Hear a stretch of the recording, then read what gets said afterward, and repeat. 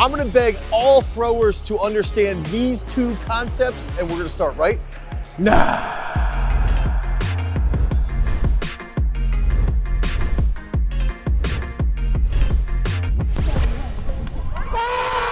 Okay, so I'm gonna take two things. I'm gonna walk through a whole bunch of technical discussions, and then we're gonna give you two drills that we're gonna focus on specifically. And these are movement patterns that we've worked on, and even a specific drill. I've talked to Alex Rose, who's a 71-meter discus thrower who's trained with us since 2015. He's been using this work recently to help improve his movement patterns as he comes back from having his second child. Not him having his second child, but his wife. Okay, so one of the big things here is that a huge error with high school throwers, I even believe with post-collegiate throwers, is that they tend to pick up their right side early, okay, out of the wind of a shot, and they use their left side to enter into the circle too much. That's the first concept. Left side, if we're a right-handed thrower, it's the left side. If we're left-handed thrower, it's the right side, okay? So I'm just gonna refer to the right-hander right now. Sorry, Eric Favors and Lincoln, my son. Now, when we're thinking about this, we use the left side too much to enter, and then we try to fix the errors from the back at the front, and it's just an outcome of what's actually happening here. So that's the first big overarching sequence that I wanna talk about. And then I'm gonna link this back to some drills. So what we'll see is a lot of throwers will go here, okay? And they'll have this overactive non-dominant side, and they pick up, and they tend to do a knee sweep here. They land like this in the middle. They sort of top here, and the left's late. They throw the shot that way, and they fall off backwards. That's typically what we'll see from that error. Too much of a left side entry, okay? So you'll over rotate, or even if you hit the right spot here, you're still rotating this way, and we're breaking that sequence. So one thing that I wanna do, and I actually stole this from Taman around this, is we'll take a cone, which I'll put right here, and we actually wanna think about keeping our leg inside the cone to push this way. Okay, so if we get this close, what ends up happening is that we go to here, and we've talked about using, like, looking at this position almost like a wide receiver, where we're here and we would push. And now our weight is over here and we can go forward. And so this simple point of having a less active non-dominant side, having a more active right turn here, now we're in double support longer, and now we can push wide, and now that creates more angular momentum to then enter the circle. So we're entering the circle from here instead of from here, okay? And this is a really, really hard concept, especially for high schoolers. So if you're a high schooler watching this, let us know what your PR is, okay? Whatever your best throw is, comment down below, and then head over to throwsuniversity.com and get into custom programming with us. We're gonna help you add 10 plus feet to that PR so that you can go to states, you can dominate, you can stand on top of that podium. Now, one of the things off of this is that when we're thinking here and we have a more active right side towards the active left, okay? Here's a big thing, is that it's not bad to have an active left.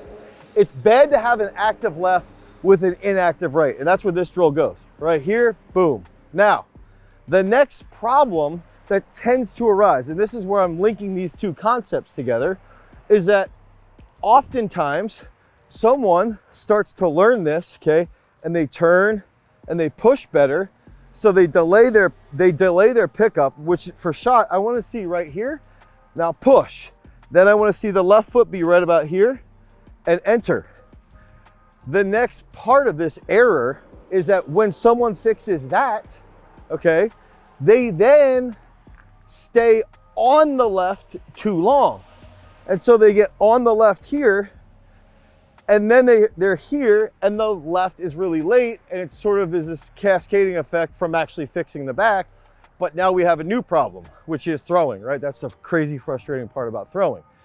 So after we do a lot of these drills here, where we turn, push with an active right, and we think about getting wide, The next thought, okay, and the next drill that I believe, these two next drills, I think can solve a lot of issues. And for years, I've talked about this on the channel. I've talked about this in coaching. I've talked about this with all of our elite athletes, with all of our high school athletes, is that I believe the hardest thing to teach is getting off of that left foot out of the back. I believe that is the hardest thing in all of throwing.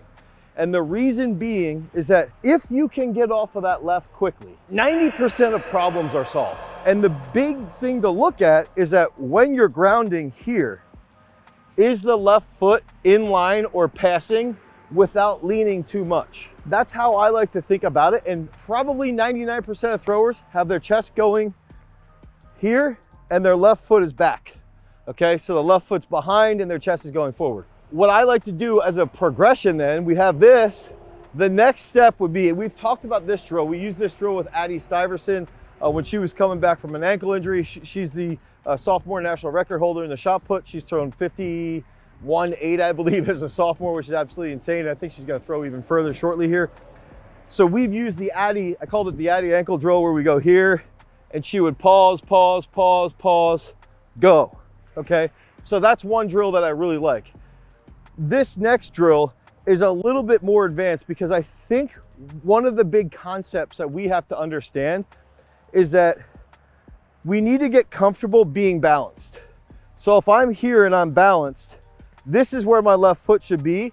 And then what ends up happening is as I enter the circle, I want to feel a little push off of that without getting too far across.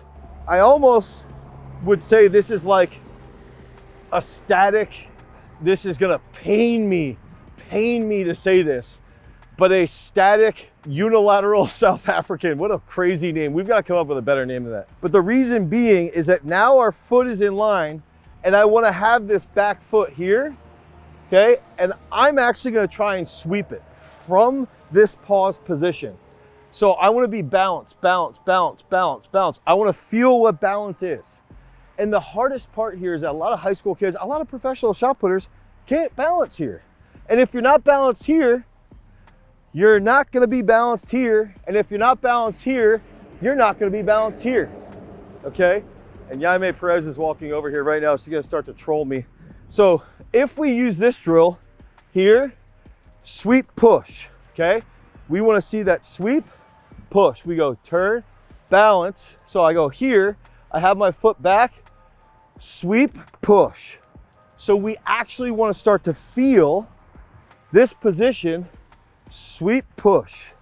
And then we start to feel the timing and you go slow. You go like 30, 40, 50%. If we get here and I go like this, sweep, push.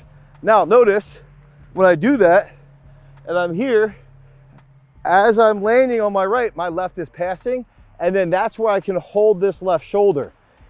One final key about this, one little secret, is when this left shoulder gets high, that's showing you that you're falling in out of the back. So the left shoulder shouldn't get higher than the right until right prior to that left grounding. Okay, so the big concepts, I want to recap everything. It goes back to the hardest thing is getting athletes to just get to this point and to hold double support longer. That will help prevent the fall in. The next thing is that we have to be ready for errors to occur after that's fixed. That's coming off the left. I think that's the hardest thing. So we can start with the Addie ankle drill here, pause, pause, pause, go, and notice I'm off that left as my right's down. And then the next one is that static South African here, sweep, push. You can use like an implement to practice that. You can feel that out. You can use this as a partial throw. Okay, you can drill with this. You can feel this on drills, and ultimately we want to get to the point where when that right grounds, the left is passing, we hold that left shoulder a little bit lower so we start to feel this right as that left grounds. So use these drills, use these concepts. I hope it helps somebody. It's complex, but it's things that you can do at a young age to help make those improvements. If you want help with your programming, head over to throwsuniversity.com so we can help you drop some bombs. Peace.